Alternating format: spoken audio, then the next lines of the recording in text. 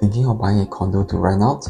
Many investors think it's easy passive income. After all, you buy a property, you rent it out, you collect monthly income and wait for it to appreciate, right?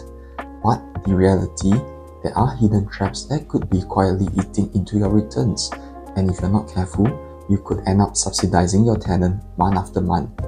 And even with a 4% rental yield, is your property able to generate a positive cash flow? Good day everyone, this is Elgin from Prop Advisor. In this video, I'll walk you through 4 things to watch out for. We will be using a real condo, real numbers, and a 15-year projection that may surprise you. This, I hope, will offer you a more realistic picture on property investing. The first trap is insufficient research and planning, and you end up buying a property without a proper game plan. Many investors buy properties based on emotions. For example, if you are looking at rental yield, please do not buy freehold properties because tenants will still pay the same rate regardless of whether it is a leasehold or a freehold property. Instead, ask yourself, is the condo near business nodes, MRT, or international schools? Who are your potential tenants? Are you buying a unit that's in moving condition or will it need renovation? What's the vacancy rate in that area? If you can't confidently answer this, then you'll be going in blind. And the second trap is not accounting for the true cost of property ownership. It is not just agent fees or maintenance fees. We still have to pay out the IRAS taxes in the form of property taxes, buyer's stamp duty, and personal income tax. Like the saying goes, only 2 things are certain in life: death and taxes. And the third trap is not stress testing your investment for worst case scenarios. Can you hold this for 10 to 15 years even if the rental market dips? What if interest rates go up? Or if the unit sits vacant for 2 to 3 months? You need to ask, can I cover shortfalls without panic selling? Am I relying on immediate rental profit, or is this a form of long-term savings? Will this make sense if I need to sell during a downturn? And finally, trap number 4. Most investors do not conduct an investment feasibility to determine if the projected returns can meet their expectations. How do we gauge if this is a good investment? Will we be better off investing in something else? Before we go into the case study, it's common for investors to use gross rental yield as a yardstick to compare against other investment vehicles such as government bonds, unit trusts, and index funds. And while gross rental yield is a useful starting point to assess if a property is worth considering, it however does not give us the full picture. You can't rely on gross rental yield alone to determine profitability.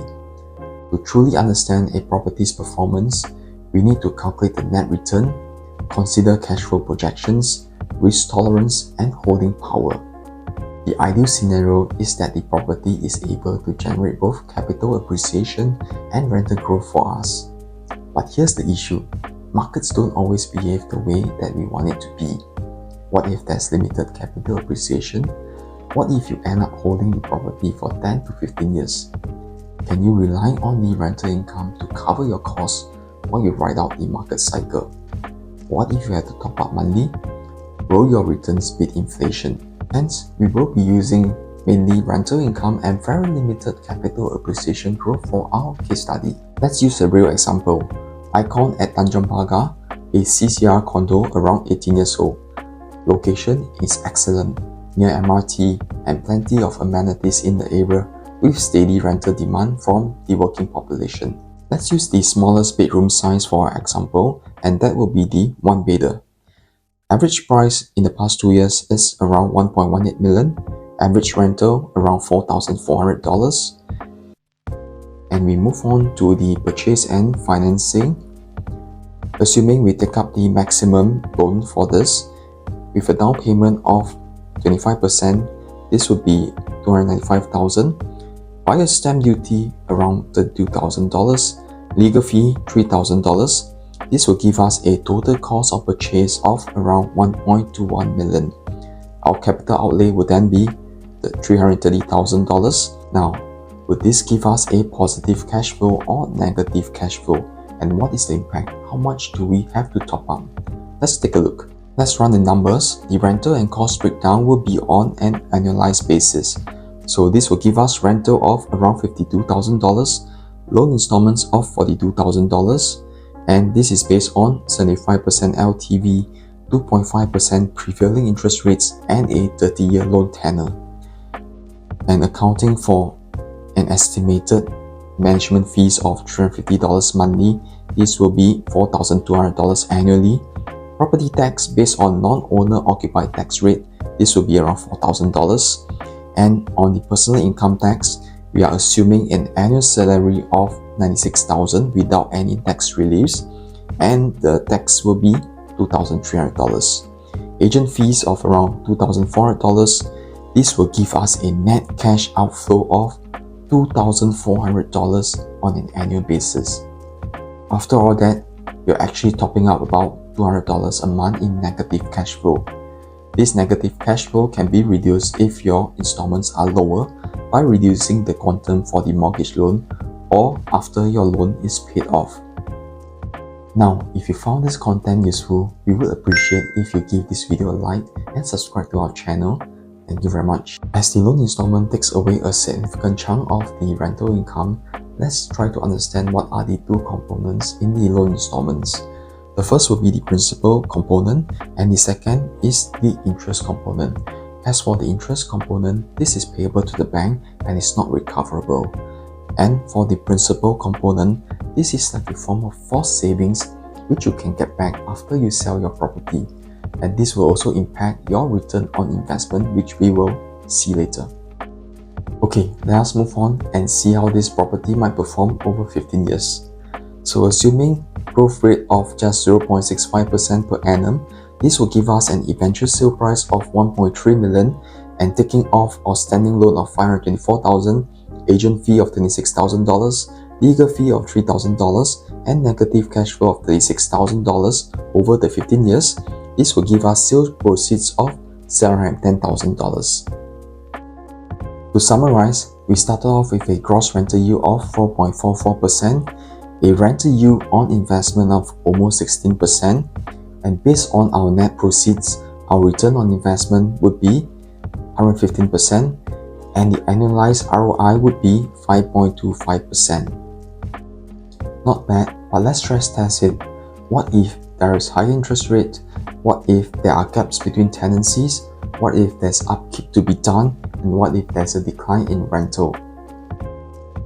Okay, let's move on to our first scenario.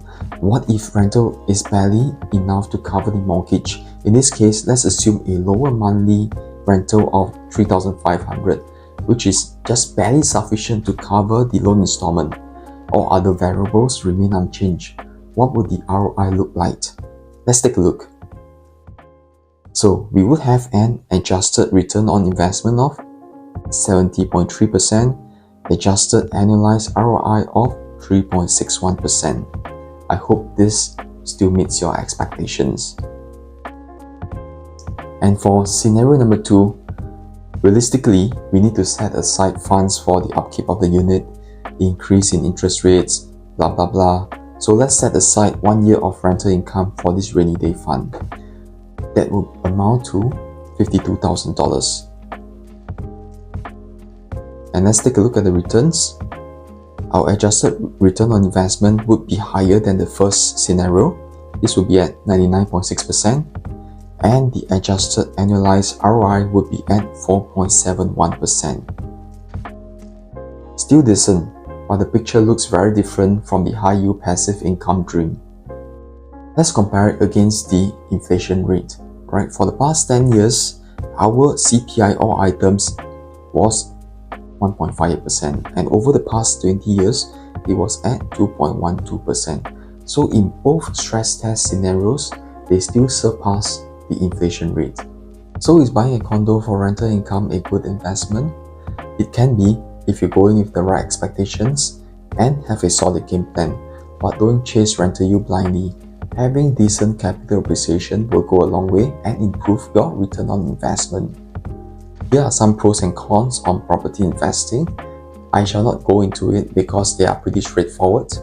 If you want a customized rental income analysis or want to see which other condos offer better risk-adjusted returns, send me a message or drop me a comment below.